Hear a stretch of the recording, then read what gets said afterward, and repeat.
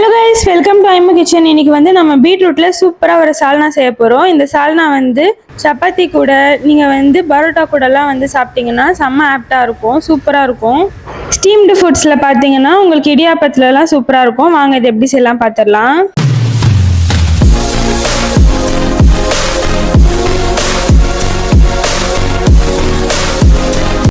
இப்போ நம்ம 2 பெரிய சைஸ் பீட்ரூட்டை தான் வந்து கட் பண்ணி வச்சுருக்கோம். பாருங்கள், இந்த மாதிரி நல்லா கியூப்ஸ்க்காக கட் பண்ணி வச்சுருக்கோம். இப்போது நம்ம வந்து இது செய்கிறதுக்கு ஒரு குக்கர் எடுத்துக்கலாம். உங்களுக்கு வந்து எந்த ஆயில் வேணுமோ அந்த ஆயில் வந்து நீங்கள் போட்டுக்கோங்க. இப்போ வாங்க நம்ம வந்து பிரிஞ்சி எல்லாம் சேர்த்துக்கிறோம். ஹோல் ஸ்பைசஸ் வந்து பட்டை, லவங்கம் எல்லாத்தையும் வந்து நம்ம இப்போ சேர்த்துக்கலாம். இது நல்லா பொரிஞ்சு வந்ததுக்கு அப்புறமா நம்ம நீட்டாக நறுக்கி வச்சுருக்க வெங்காயத்தை ஃபஸ்ட்டு சேர்த்துக்கலாம். தக்காளி வந்து நான் ஒரு 2 தக்காளி எடுத்திருக்கேன். இப்போ இதை வந்து நம்ம நல்லா வதக்கிடலாம். கலர் கொஞ்சம் சேஞ்ச் ஆனால் போதும். இப்போ நம்ம ஒரு பெரிய டேபிள் ஸ்பூன் அளவுக்கு இஞ்சி பூண்டு பேஸ்ட் வந்து சேர்த்துக்கலாம். இப்போ இது ஒரு பச்சை வாசனை போகிற வரைக்கும் நம்ம வந்து நல்லா வதக்கி விட்டுடலாம். நம்ம சேனல் ஃபஸ்ட் டைம் பார்க்குறீங்கன்னா மறக்காமல் சப்ஸ்கிரைப் பண்ணிக்கோங்கப்பா. அப்போ தான் வந்து எனக்கு எவ்ரிடே போடுற வீடியோஸ் வந்து உங்களுக்கு வந்து எல்லாமே வந்து சேரும்.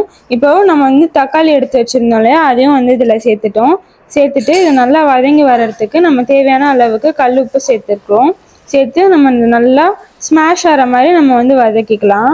இந்த ரெசிபி செய்கிறதுக்கு தக்காளி வெங்காயம் உங்களுக்கு வந்து நல்லா வதங்கினா தான் உங்களுக்கு டேஸ்ட்டு சூப்பராக இருக்கும். இப்போ இதில் வந்து நான் இந்த வயர் போடலை, நான் வெறுமா க்ளோஸ் பண்ணி வச்சுருக்கேன். நல்லா ஸ்டீம் ஆகி வேகட்டோன்ட்டு. இப்போது வாங்க நம்ம வந்து மிக்ஸி எடுத்திருக்கோம். மிக்சியில் என்ன பண்ணணுன்னா ஒரு 10 சின்ன வெங்காயத்தை வந்து நம்ம இதில் சேர்த்துக்கலாம்.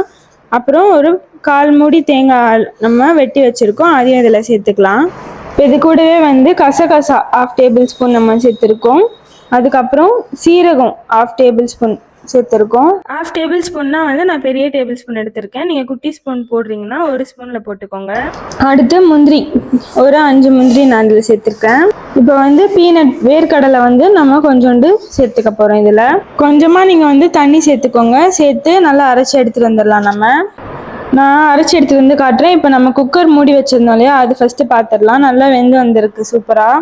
நல்லா வதக்கி விட்டுருங்க. இப்போ வதக்கிட்டு நம்ம ஒரு கைப்பிடி அளவுக்கு நம்ம புதினாவை இதில் சேர்த்துக்க போகிறோம். இதுவும் வந்து நல்லா வதங்கி சுருங்கி வரணும். நல்லா சுருங்கி வந்ததுக்கப்புறம் இப்போ நம்ம மசாலாலாம் வந்து சேர்த்துக்க போகிறோம்.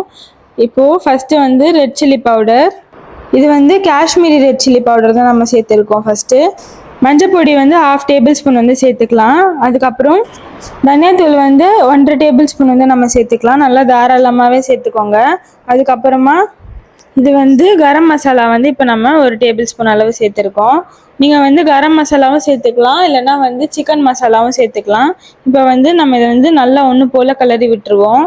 இதை வந்து நம்ம நல்லா கிளறி விட்டுட்டதுக்கப்புறமா தான் நம்ம வந்து பீட்ரூட் வந்து சேர்த்துக்கணும். நல்லா கிளறி வந்துடுச்சு பாருங்கள். இப்போ வந்து நம்ம பீட்ரூட் சேர்த்துக்கலாம். செம்ம சூப்பராக இருக்குங்க இந்த ரெசிபி, அல்டிமேட்டாக இருக்கும். கண்டிப்பாக நீங்கள் ஒரு வாட்டியாச்சும் ட்ரை பண்ணிவிட்டு எப்படி இருக்குன்னு எனக்கு வந்து மறக்காமல் கமெண்ட்டில் சொல்லுங்கள். இது வந்து பீட்ரூட் சால்னா. இந்த ரெசிபி வந்து நீங்கள் செஞ்சிட்டிங்கன்னா குட்டி பசங்கள்லாம் வந்து ஈஸியாக பீட்ரூட் சாப்பிட்ருவாங்க. காய்கறியே சாப்பிடாத பசங்களும் சாப்பிட்ருவாங்க உங்களுக்கு. இப்போ இதில் கொஞ்சோண்டு தண்ணி சேர்த்துட்டு நம்ம வந்து நல்லா கிளறி விட்டுருவோம். இதை நம்மளுக்கு எந்த அளவு கன்சிஸ்டன்சி வேணுமோ அந்த அளவுக்கு வந்து நம்ம இதில் தண்ணி சேர்த்துட்டு நல்லா ஒன்று போல் கிளறி விட்டுடலாம்.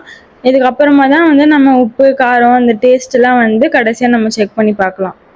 இப்போ இது கூட என்ன பண்ணலாம் அப்படின்னா, நம்ம ஸ்டார்டிங்கே மிக்சியில் அரைச்சோம் இல்லையா, அதை வந்து இதில் சேர்த்துக்க போகிறோம்.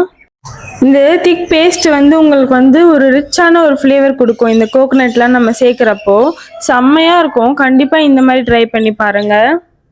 இப்போது இதை நல்லா நம்ம வந்து ஒன்று போல் கிளறி விட்டுடலாம். இப்போ நான் என்ன பண்ண போகிறேன்னா வந்து இந்த ரெசிபி வந்து நல்லா கொதிச்சு வர வரைக்கும் நம்ம இது வந்து நல்லா கிளறி விட்டுறணும். இப்போ பாருங்கள், சூப்பராக கொதிச்சு வந்துடுச்சு. இப்போ நம்ம என்ன பண்ணோம்னா மிக்ஸி கழுவின தண்ணி இருக்குல்ல, அதை வந்து நம்ம சேர்த்துக்க போகிறோம். எனக்கு வந்து இன்னும் கொஞ்சம் கன்சிஸ்டன்சி தேவைப்படுறதுனால நான் இன்னும் கொஞ்சம் தண்ணி சேர்த்துக்கிட்டேன். டேஸ்ட்டு பார்த்தோம்னா உப்பு கொஞ்சம் கம்மியாக இருக்குது, அதனால உப்பு சேர்த்துட்டேன். ஆக்சுவலாக நான் ஸ்டார்டிங் உங்களுக்கு 2 ஆப்ஷன் கொடுத்தேன் இல்லையா, நீங்கள் வந்து சிக்கன் மசாலா, மட்டன் மசாலா அந்த மாதிரி சேர்த்துக்கலாம், இல்லைன்னா கரம் மசாலா சேர்த்துக்கலான்ட்டு. நீங்கள் அப்போ சிக்கன் மசாலா சேர்த்துருந்தீங்கன்னா இப்போ கரம் மசாலா சேர்க்குற மாதிரி இருக்கும்.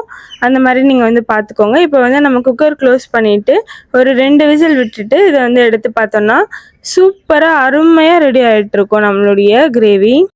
இது வந்து ஆப்டாக இருக்கும் உங்களுக்கு வந்து சப்பாத்தி, பரோட்டா, இடியாப்பத்து கூட சாப்பிட்றதுக்கு கூட சூப்பராக இருக்கும். பாருங்கள் எவ்வளோ அருமையாக ரெடி ஆகிட்டு இருக்குன்ட்டு. இப்போது நம்ம இதை வந்து சப்பாத்தி கூட வச்சு நான் எப்படி இருக்குன்ட்டு உங்களுக்கு காட்டுறேன். இந்த பீட்ரூட்டே பிடிக்காதவங்க கூட கண்டிப்பாக இந்த ரெசிபி வந்து ஒரு முறை ட்ரை பண்ணால் கூட வேணும்னு கேட்டுகிட்டே இருப்பாங்க. கண்டிப்பாக ஒரு வாட்டி ட்ரை பண்ணி பாருங்கள். சப்பாத்தியும் எவ்வளோ சூப்பராக லேயராக இருக்குது பாருங்கள். இந்த ரெசிபி நீங்கள் வேறு எந்த மாதிரிலாம் செய்வீங்கன்னு சொல்லிட்டு எனக்கு மறக்காமல் கமெண்ட் பண்ணுங்கள். இந்த வீடியோ பிடிச்சிருந்தா மறக்காமல் லைக் பண்ணுங்கள், ஷேர் பண்ணுங்கள், சப்ஸ்கிரைப் பண்ணுங்கள். வாங்க சாப்பிடலாம். தேங்க்ஸ் ஃபார் வாட்சிங். பாய்.